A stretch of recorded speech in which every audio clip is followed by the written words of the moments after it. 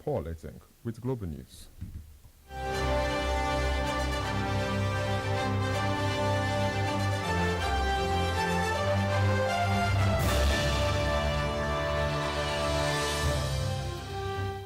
First, the headlines. People's Democratic Party condemns closure of schools over insecurity.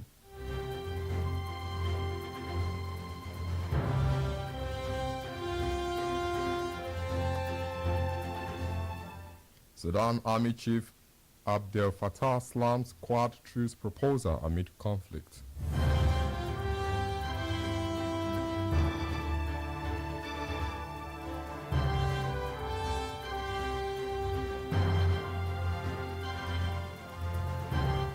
U.S. labels Venezuela a foreign terrorist organization.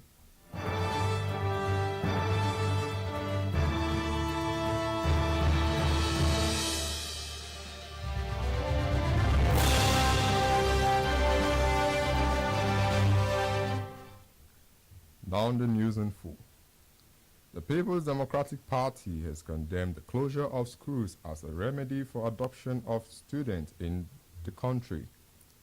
Addressing journalists in Abuja, the National Publicity Secretary of PDP, Comrade Ini Ememobong, said school closure would amount to surrendering to terrorists. According to him, it will also increase the number of out-of-school children, which the country is battling with. He urged the government to instead develop a comprehensive plan to combat insecurity. Comrade Ememobong advised the federal government to immediately fund and implement the national policy on safety, security, and violence-free schools, anchored on community intelligence and quick security response. The PDP National Publicity Secretary noted this was capable of anticipating and contending with attacks on schools, reminding the government of its responsibility of protecting lives of properties of the citizens.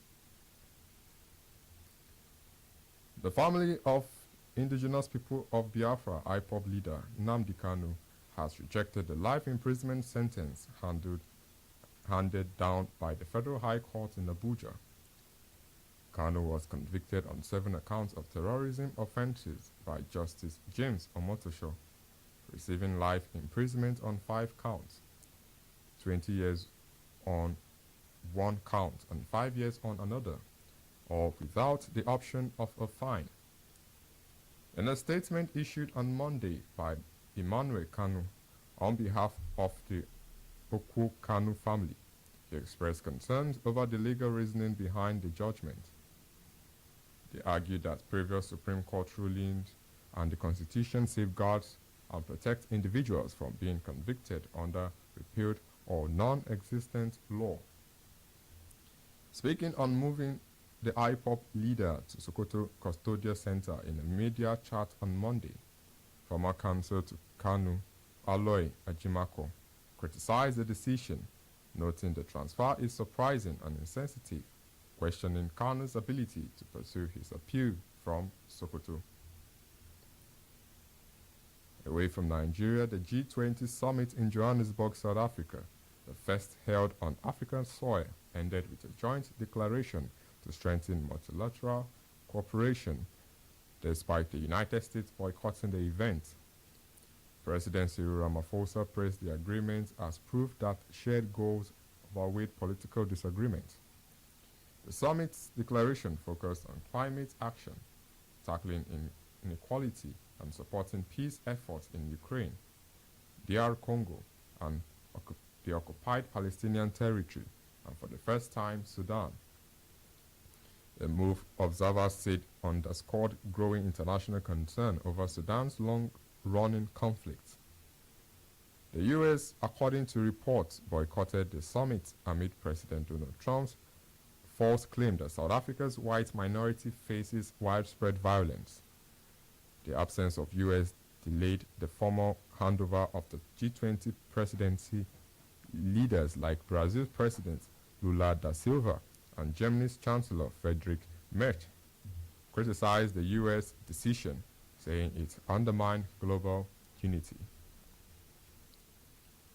Zambian President Hakainde Hichilema has pledged to restore stable and peaceful civic engagement in Zambia over political tensions and violence that once disrupted communities.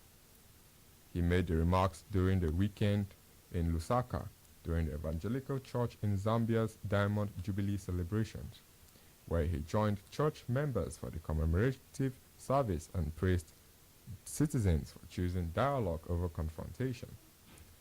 Hichilema urged Zambians to reject calls for disorder and encouraged church leaders to continue guiding national conventions with balance and factual clarity.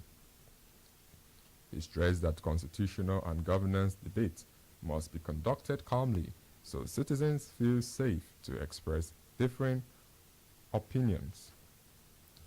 The president said political actors must steer supporters towards respectful, fact-based engagement, promote Zambia's reputation for peace, support investment and development, as he called for continued commitment to lawful dispute resolution to safeguard national unity for future generations.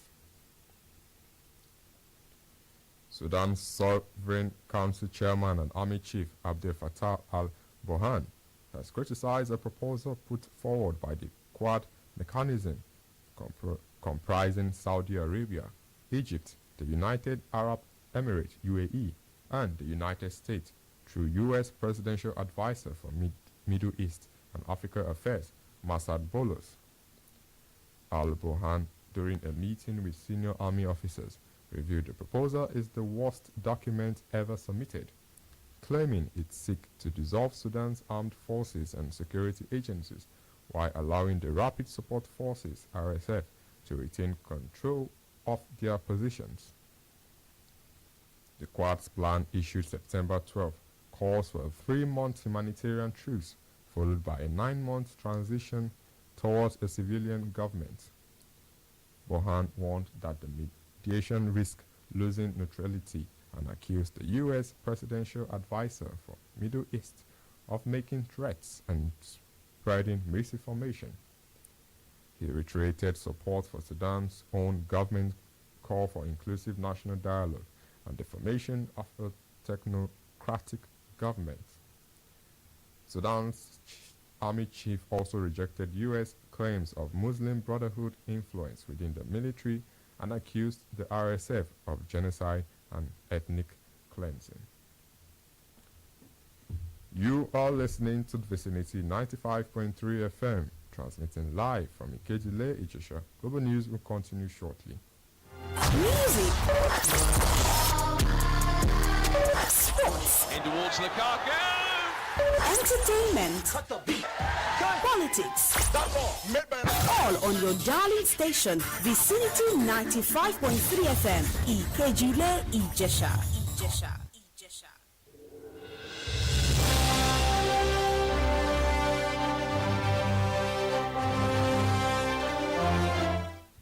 Thanks for staying tuned. For news updates and live streaming, visit our website at vicinity953fm.com.ng. You can also provide us information via email at vicinitynewsroom@gmail.com or call 0814 365 8302.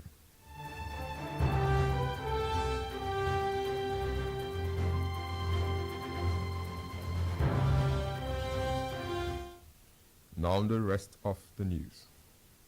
The Philippines has arrested 7 suspects in a massive corruption scandal involving ghost flood control projects, with more than a dozen people indicted and many more expected to face charges. President Ferdinand Marcos Jr. said additional suspects were preparing to surrender, while several remain at large, including former lawmaker Zaudi Ko. His family company is linked to one of the first projects under investigation. Authorities have detained several departments of public works and highways officials, and Marcos has vowed that senators, lawmakers, and powerful construction executives implicated in the 118.5 billion peso scheme will be jailed before Christmas. The scandal has sparked widespread public anger, fueled by reports of lavish lifestyles among key suspects. Major protests are expected to grow ahead of a November 30th demonstration backed by the Roman Catholic Church. Two suicide bombers stormed Pakistan Federal Constabulary headquarters in Peshawar Monday, killing 3 security officials and injuring at least 12 others. Police said the attackers were heavily armed and managed to fight their way through several layers of security before detonating their explosives inside the fortified complex. No group has claimed responsibility for the assault, which occurred in one of Peshawar's most heavily guarded areas. The incident has heightened concerns over the evolving capabilities of militant groups in the region and renewed calls for stronger security and intelligence coordination. The United States is set to label Venezuela a foreign terrorist organization. Military officers have been accused of corruption and alleged links to President Nicolas Maduro. The move comes amid a growing U.S. military presence in the Caribbean and rising speculation over possible direct action against Venezuela. Over 80 people have been killed in recent U.S. strikes on suspected drug trafficking vessels, which UN officials and legal experts say violate international law. With Washington preparing a new phase of operations, officials have not ruled out covert action and efforts that could destabilize or potentially remove Maduro, marking a sharp escalation in U.S. pressure on the country. And a bit of sport, Cristiano Ronaldo scored a spectacular 96th minute bicycle kick for Al Nassr in a 4-1 win over Al Khalij, marking the 954th goal of his career and drawing comparison to his famous 2018 strike for Real Madrid. The victory put Al Nassr 4 points on top the Saudi Pro League, with João Felix and Sadio Mane also on the score sheet. Despite nearly 3 years at the club, Ronaldo is yet to win a title in Saudi Arabia. To end global news, another look at the headlines.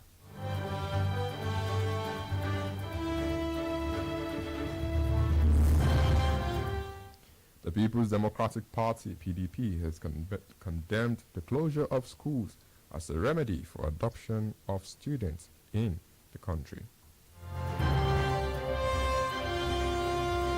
We told you that Sudan's Sovereign Council Chairman and Army Chief Abdel Fattah al-Burhan has criticized a proposal put forward by the Quad mechanism, comprising Saudi Arabia, Egypt, the United Arab Emirates, UAE, and the United States, through U.S. Presidential Advisor for Middle East and Africa Affairs, Massad Boulos. Lastly, you heard the United States is set to label Venezuela a foreign terrorist organization. Military officers have been accused of corruption and alleged link to President Nicolas Maduro.